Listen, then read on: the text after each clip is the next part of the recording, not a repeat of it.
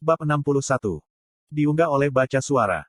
Art, bisakah kita bicara? Ketika dia memutuskan sendiri, sedikit gemetar dalam suaranya menghilang. Tentu, sepertinya ada pihak ketiga yang sedang bekerja di sini berusaha membuat kita bicara. Aku duduk, bersandar pada lenganku, wajahku meneteskan air segar. Tentang ciuman apakah kamu marah? Wajah Tess merah padam, mengungkapkan betapa gugupnya dia dibandingkan dengan ekspresinya yang pendek. Aku tidak marah. Aku terkejut, tapi aku tidak marah. Aku akan berbohong jika aku mengatakan aku tidak memperhatikan Tess menunjukkan perasaan untukku sejak jauh-jauh ketika aku tinggal bersamanya di Eleanor. Ada keheningan singkat di mana aku bisa mengatakan bahwa Tess menungguku untuk mengatakan sesuatu, kecuali aku tidak tahu harus berkata apa pada saat ini. Jika itu sesederhana memilih antara menyukai atau tidak menyukai Tess, tentu saja itu condong ke arah mantan, tetapi situasi ini tidak hitam dan putih seperti itu.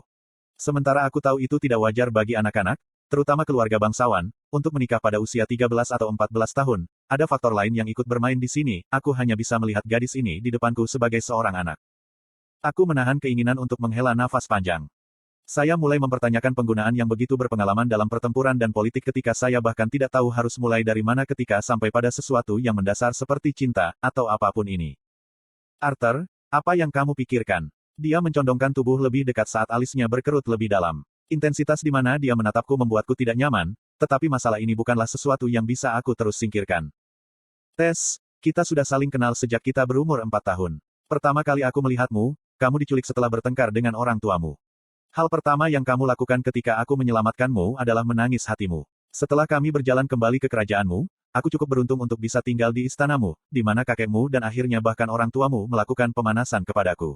Bahkan sekarang, keluargamu dan keluargaku bergaul sampai-sampai aneh. Aku menarik napas dalam-dalam sebelum berusaha melanjutkan. Aku tidak mengerti apa yang ingin kamu katakan.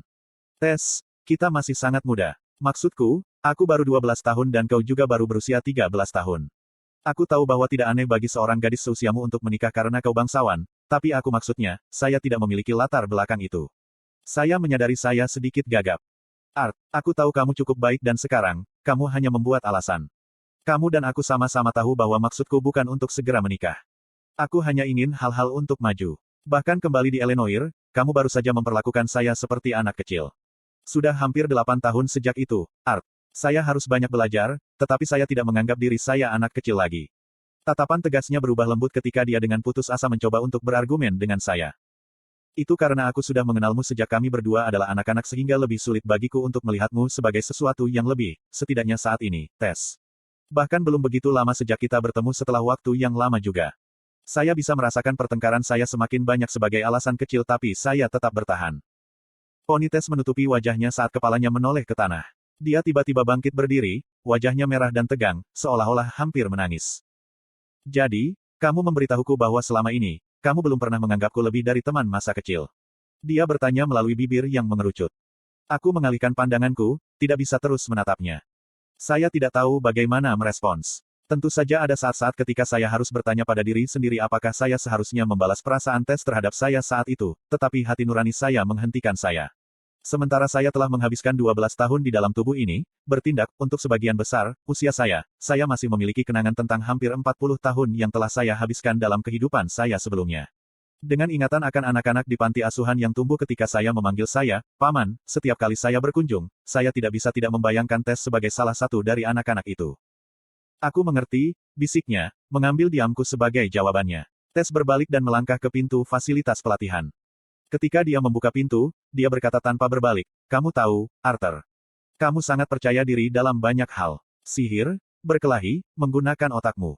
Kamu sangat percaya diri dalam segala hal yang kamu lakukan karena kamu baik pada mereka. Tapi, Anda tahu apa? Ada hal-hal yang tidak Anda kuasai. Anda tidak pandai menghadapi perasaan Anda. Anda selalu mengenakan topeng dan berpura-pura bahagia atau apatis ketika Anda tidak bisa menangani situasi tertentu. Saya pikir dalam pengertian itu, Anda jauh kurang dewasa daripada apa yang disebut anak-anak yang Anda lihat di akademi ini.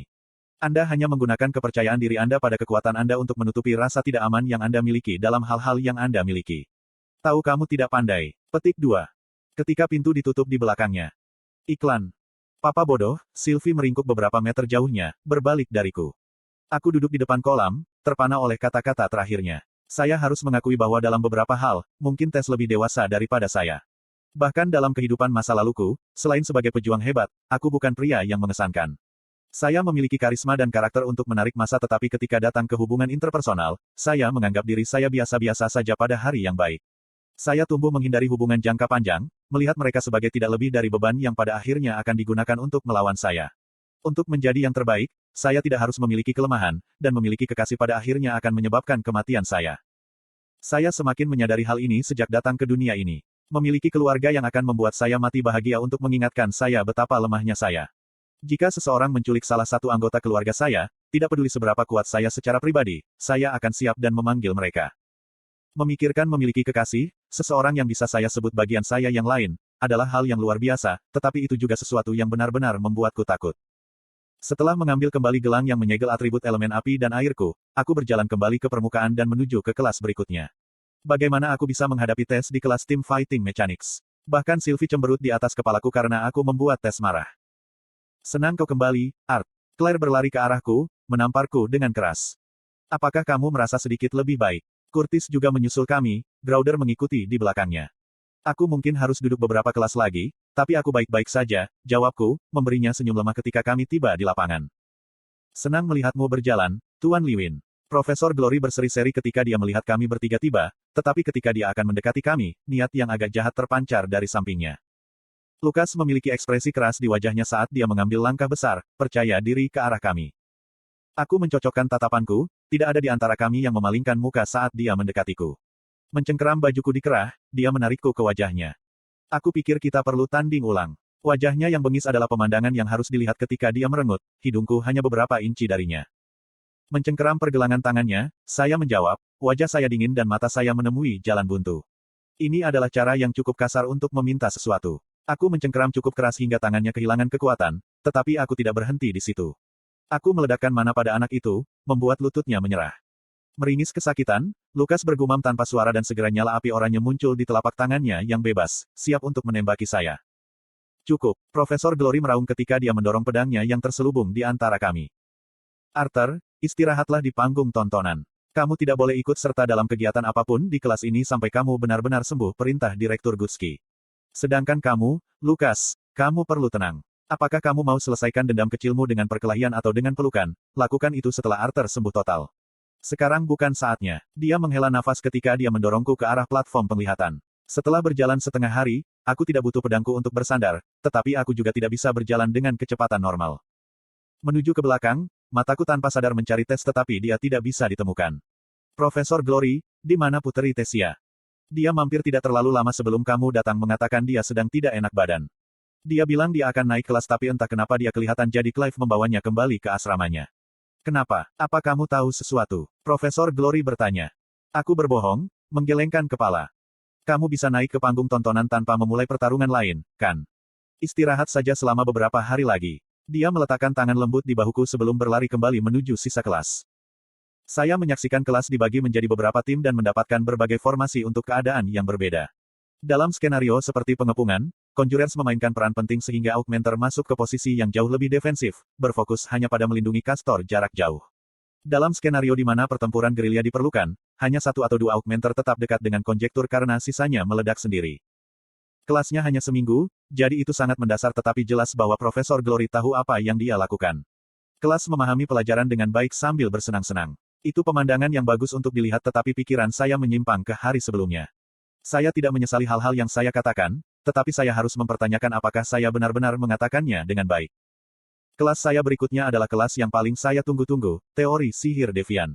Sayangnya, profesor kami, Profesor Drewell, sangat mementingkan membahas dasar-dasar terlebih dahulu, jadi bahkan setelah seminggu berlalu, ia nyaris tidak menutupi fondasi Devian Magic. Setiap kali sihir menyimpang terlibat, ada tekanan yang jauh lebih besar pada harga sihirmu. Mengapa menurutmu itu? Itu karena sihir menyimpang, seperti namanya, menyimpang dari kumpulan unsur alami mana yang terbukti di dunia kita. Mana yang mengelilingi kita terdiri dari hanya api, angin, bumi, dan air mana.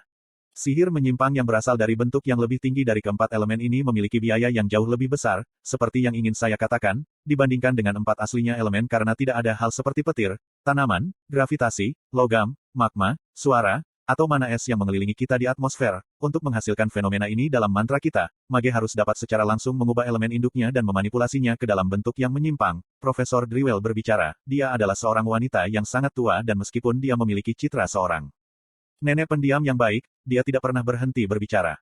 Profesor, tapi gravitasi, kilat, logam, magma, suara, dan es semua ada secara alami di dunia kita juga. Mengapa dunia kita tidak menghasilkan jenis mana? Seorang gadis yang lebih tua bertanya. Pertanyaan bagus, yang muda. Jujur, tidak ada yang tahu pasti mengapa itu terjadi. Banyak ahli teori mana percaya bahwa karena satu set kondisi tertentu harus dipenuhi untuk elemen-elemen menyimpang untuk terjadi, mana yang berkorelasi langsung dengan mereka tidak ada. Lalu selalu ada pengecualian seperti api, di mana itu tentu saja tidak hanya terwujud secara spontan tanpa sebab. Mungkin itulah sebabnya sebagian besar penyihir percaya api sebagai bentuk tertinggi dari sihir normal, karena itu sangat dekat dengan sihir yang menyimpang itu sendiri, Profesor Drewell menjelaskan saat dia mondar-mandir di ruang kuliah. Sihir menyimpang yang menyimpang lebih jauh dari 4 mana elemental utama di dunia kita datang bahkan dengan biaya yang lebih besar. Kalian semua tahu apa itu penghasil emisi. Mereka adalah penyembuh, pada dasarnya. Mana yang mereka gunakan tidak termasuk dalam kategori air, bumi, api, atau angin. Sebagai gantinya, saya berani mengatakan bahwa ada elemen suci, atau elemen cahaya, agar lebih akurat. Emitter mendapat sedikit manfaat dari menyerap mana dari atmosfer karena tidak ada mana unsur cahaya di dunia kita. Sebagai gantinya, mereka bekerja untuk menyingkat dan memurnikan mana yang terbentuk di inti mana mereka sehingga bahkan ketika lebih sedikit mana yang digunakan, masih ada efek substansial dalam mantra mereka. Saya tahu Profesor Drewell kehabisan tenaga karena suaranya semakin bernafas. Setelah dia menyelesaikan pelajaran hari itu, kami mengadakan sesi tanya-jawab singkat tetapi tidak ada yang benar-benar memiliki pertanyaan untuk diajukan karena takut kelas tidak akan pernah selesai. Akhirnya, Profesor Drewell membebaskan kami dan saya berjalan dengan susah payah ke kelas terakhir saya, Eja Formasi I. Sebagian besar siswa di kelas ini adalah conjurers tetapi beberapa augmenter yang lebih pintar tahu bahwa mereka dapat memperoleh manfaat untuk keterampilan mereka dengan mengambil kelas ini. Guru kami, Profesor Maynard, adalah seorang lelaki berpenampilan ilmiah dengan kacamata berlensa dan rambutnya terpotong di tengah. Kumisnya terpotong rapi dan menutupi jasnya, ia mengenakan gaun putih.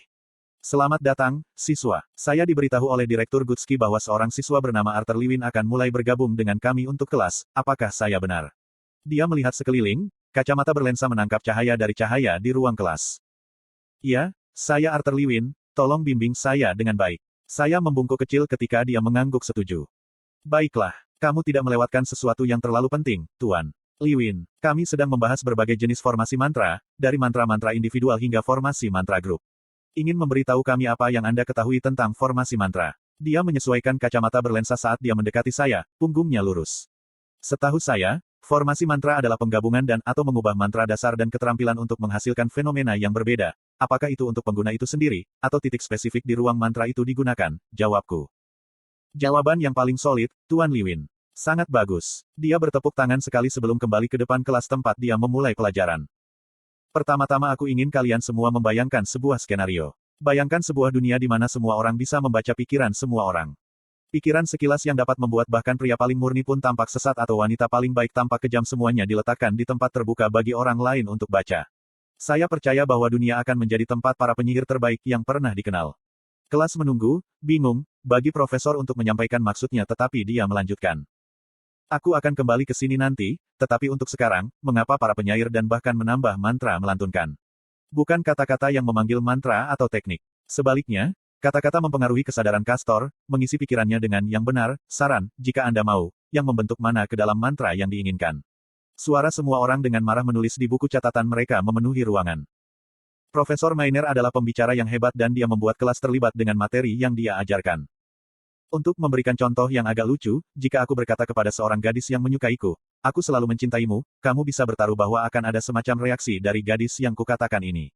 Mantra, yang aku selalu mencintaimu, memicu respons, atau mantra, darinya, apakah itu memerah, menangis, tersenyum, del. Kelas itu tertawa terbahak-bahak pada metafora, tapi aku tidak bisa membantu tetapi meringis.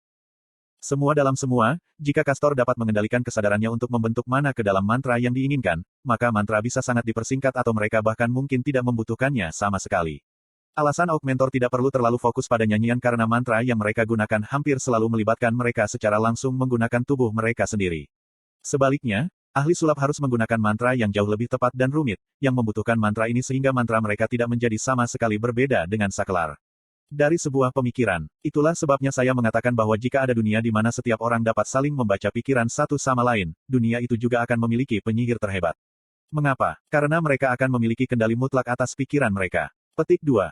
Kelas berlanjut dan sementara profesor itu adalah dosen hebat, aku tidak bisa fokus karena pikiranku terus beralih kembali ke tes dan kata-katanya yang tajam saat dia pergi.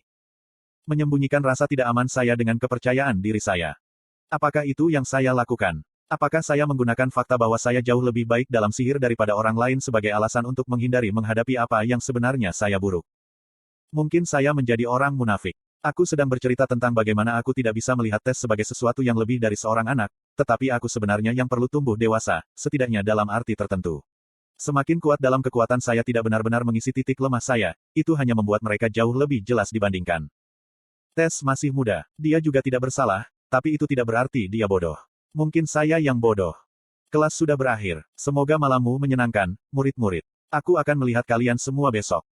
Bahkan ketika aku berjalan kembali ke asramaku, pikiranku ada di mana-mana, hampir tersandung diriku berkali-kali. Sial. Saya mengubah arah ke tempat asrama OSIS. Berlari secepat tubuh saya membiarkan saya tiba di gedung yang jauh lebih bagus daripada aula asrama saya. Aku di sini. Bagaimana saya bertemu Tes? Bukannya aku bisa berteriak dan memanggilnya. Papa, Mama ada di sana. Sylvie menunjuk ke timur dengan cakarnya dan tanpa bertanya, aku berlari ke arah itu. Aku bilang, aku baik-baik saja. Tolong, biarkan ini pergi, Clive. Aku mendengar suara Tes di halaman dekat air mancur. Tidak, beraninya bocah itu membuatmu menangis. Aku tahu dia hanya akan menyebabkan masalah. Membesarkannya yang buruk pasti penyebabnya. Aku tidak bisa membayangkan mengapa Direktur Gutski bahkan membiarkan petani itu di akademi bergengsi ini, dan sebagai anggota komite disipliner, tidak kurang. Samar-samar aku bisa melihat tubuh kurus Clive saat dia memegangi Tes di pergelangan tangannya. Clive melihatku mendekat dan wajahnya berubah menjadi cemberut. Kamu pikir apa yang sedang kamu lakukan di sini? Kamu berani mencoba dan bertemu Putri Tesia setelah kamu membuatnya tidak sehat. Jika terserah aku akan membunuhmu sekarang juga. Mengabaikan wakil presiden yang kurus dan tampak galak, aku memandang Tes, yang berbalik. Tes, bisakah aku punya waktu? Kamu mengabaikanku. Clive meraung saat dia meraih pundakku. Seolah seekor lalat terus-menerus berdengung di telingaku, aku kehilangan kesabaran. Kencing? Aku menggeram, membombardirnya dengan cara yang sama yang telah kulakukan dengan Lukas. Melepaskan terlalu banyak, Clive didorong mundur, berhenti hanya setelah jatuh ke pohon terdekat. Kamu, apa, terlalu bingung? Clive tidak dapat menghasilkan sesuatu yang lebih koheren karena tatapanku tidak pernah meninggalkannya. Berhenti, ini tidak pantas menyebabkan keributan. Tes masuk di antara Clive dan aku dan mengambil tanganku, membawaku keluar dari halaman. Ketika saya mencoba mengikuti langkah cepatnya, saya hampir tersandung, tubuh saya yang terluka masih tidak dapat melakukan apapun selain berjalan. Tunggu Tes, kita terlalu cepat. Aku masih terluka. Aku berhasil mengatakan di antara napas. Oh, maafkan aku. Tes melirik ke belakang, ekspresinya yang keras melunak sesaat sebelum mengeras lagi. Kami berada di gang antara kantor direktur dan asrama OSIS ketika kami berhenti. Setelah Tes melepaskan tanganku, dia mundur selangkah dan menungguku menarik napas. Iya. Apa yang kamu inginkan? Tes bertanya, tatapannya tajam. Petik 2. Tes, ada banyak kebenaran dalam apa yang kamu katakan kepada saya sebelumnya. Sampai batas tertentu, saya pikir saya tahu bagaimana perasaan Anda tentang saya tetapi saya selalu takut untuk menghadapinya. Sihir dan pertempuran begitu banyak lebih sederhana. Semakin banyak Anda berlatih, semakin baik Anda mendapatkan, dan semakin baik hasil yang Anda lihat. Emosi seperti ini tidak bekerja seperti itu, terutama bagi saya. Saya memandang Tes tetapi ekspresinya tidak. Mungkin kamu mengira aku sedang membuat alasan ketika aku bilang kita terlalu muda, tapi itulah yang kurasakan. Mungkin kamu pikir kamu sudah siap dan mungkin sudah, tapi aku tahu aku tidak. Aku mengerti bahwa kita sudah dekat dalam usia tetapi setiap orang dewasa dengan kecepatan yang berbeda. Pikiranku bekerja dengan marah, mencoba untuk menghasilkan kata-kata yang tepat untuk diucapkan tanpa mengatakan pada Tes bahwa aku tidak merasa cocok untuk keluar bersamanya ketika aku memiliki usia mental lebih dari 30. Saya peduli tentang Anda dan saya merindukanmu ketika saya datang kembali ke rumah aku harus sudah mengatakan ini sebelumnya dan saya minta maaf saya tidak, tapi saya harap Anda tidak membenci saya untuk ini. Kau mengalahkan di semak-semak, jawab Tes, ekspresinya melembut. Aku tidak bisa memiliki hubungan denganmu sekarang, kataku dengan tegas. Tes mengangkat alis, sekarang juga. Mungkin saat kita lebih tua. Saya berkata, membuat pernyataan saya terdengar seperti pertanyaan. Teman masa kecilku mendecakkan lidahnya, menyilangkan lengannya. Kamu mengatakan bahwa sepertinya aku jelas akan menunggumu. Lagi pula, aku yakin kamu hanya mengatakan bahwa untuk meluangkan waktu untuk menemukan gadis lain. Pikiranku segera membayangkan seorang anak berusia 13 tahun aku yang mengunci lengan dengan seorang pria. Wanita seumuran dengan ibuku dan aku segera menggelengkan kepala. Aku tidak akan berkencan dengan siapapun dalam waktu dekat, aku meyakinkan. Bagaimana kamu tahu? Bagaimana aku bisa percaya bahwa kamu tidak akan pergi dan jatuh cinta pada orang lain bahkan jika aku menunggumu? Aku tidak yakin kamu memperhatikan tetapi aku bisa benar-benar egois. Jika kamu mengatakan semua ini sekarang dan kemudian pergi keluar dan bermain-main dengan gadis lain. Suara Tess menghilang ketika dia mulai gemetar. Aku lebih suka kamu bilang kamu tidak melihatku selain sebagai seorang teman kemudian. Untuk 1 detik, aku mematikan nuraniku dan mengatur kecupan di bibirnya. Aku menekan suara batin yang menjerit dalam ketidaksetujuan dan mundur dari Tess. Wajahku terbakar, benar-benar merasa seperti anak laki-laki berusia 12 tahun saat ini. Saya harap ini akan memberi saya waktu karena itu tentang batas apa yang bisa saya lakukan, kataku sambil cepat-cepat menyeka mulut dengan lengan baju. Tidak ada suara jadi aku mengintip ke atas hanya untuk melihat Tess dalam keadaan linglung, matanya berkaca-kaca saat jari tengah dan telunjuknya menyentuh bibirnya. Tess, aku berbisik. Teman masa kecil saya berkedip dan dengan cepat melepas jari-jarinya dari bibirnya. Baik, tapi kamu lebih baik hati-hati, aku cukup populer. Jika kamu membuatku menunggu terlalu lama, orang lain akan membawaku. Kesepakatan. Aku tersenyum lega karena akhirnya membereskan masalah dengan Tess ketika dia tiba-tiba naik ke atas jari kakinya dan mencium pipiku. Saya segera menarik, terkejut. Tess, kukira aku berkata. Jangan khawatir, bodoh. Itu hanya ucapan terima kasih karena telah menyelamatkanku di kelas minggu lalu. Dia menjulurkan lidahnya sebelum berbalik dan berlari ke asrama. Sylvie, yang telah menyaksikan segalanya dari atas kepalaku, terkekeh. Zip itu, si level. Sambil menghela nafas panjang, aku berjalan kembali ke asramaku. Saya bertanya-tanya apakah teman masa kecil saya bersedia menunggu beberapa tahun. Atau bahkan 1 dekade, tetapi saya memilih untuk tidak memikirkannya lagi. Masalah besok akan diselesaikan oleh saya besok.